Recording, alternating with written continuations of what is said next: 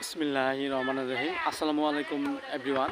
আপনারা দেখছেন জুয়েল চ্যানেল। আজ আপনাদের মাঝে একটি নতুন সংস্করণে একটি ভিডিও নিয়ে আলোচনা করব। ভিডিওটি হলো গরমে নাকে ঘা হলে যা করণীয়। দেখেন এভরিওয়ান, এটি একটি গুরুত্বপূর্ণ একটি ভিডিও।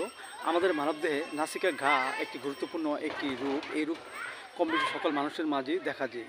ইহা হওয়ার কারণ হলো আমাদের মাঝে যদি ঘন ঘন সর্দি যদি প্রবণতা লেগেই থাকে, এর ফলে অনেক সময় আমাদের মাঝে নাসিকা ঘা রোগটি দেখা দিতে পারে। অনেক সময় নাক থেকে রস ঝরে, পানি ঝরে, পিক ঝরে, দুর্গন্ধ বের হয়।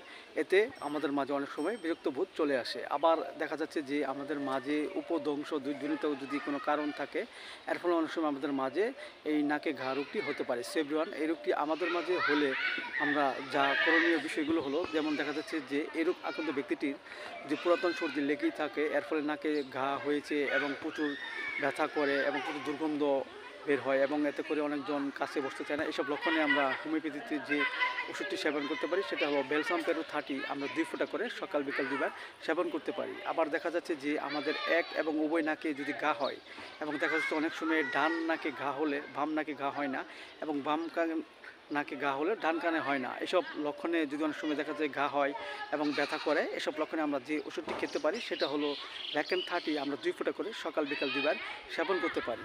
আবার দেখা যাচ্ছে যে আমাদের নাকের ভিতর যদি ঘা হয় এবং চটচটে আটার মতো সর্দি জ্বরে এবং একটু স্পর্শ করলে রক্ত জ্বরে ব্যথা করে, এসব লক্ষণে আমরা হোমিওপ্যাথিতে আরেকটি ওষুধ খেতে পারি, সেটা হলো হাইড্রাস্টিস মাদার। আমরা 10 ফোঁটা করে সকাল বিকাল 2 বার সেবন করতে পারি।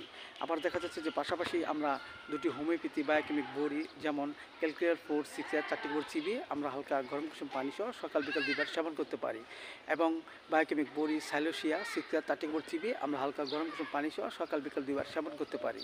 এতে করে আমাদের মাঝে যে নাকে যে ঘা গরমে হয়েছে তা আস্তে আস্তে দূর হয়ে যাবে এবং আমাদের মাঝে সুস্থ হতে ফিরে আসবে। সো এভরিওয়ান, ভিডিওটি ভালো লাগলে অবশ্যই আপনারা লাইক দিবেন, সাবস্ক্রাইব করবেন। সবাই ভালো থাকেন। আল্লাহ হাফেজ।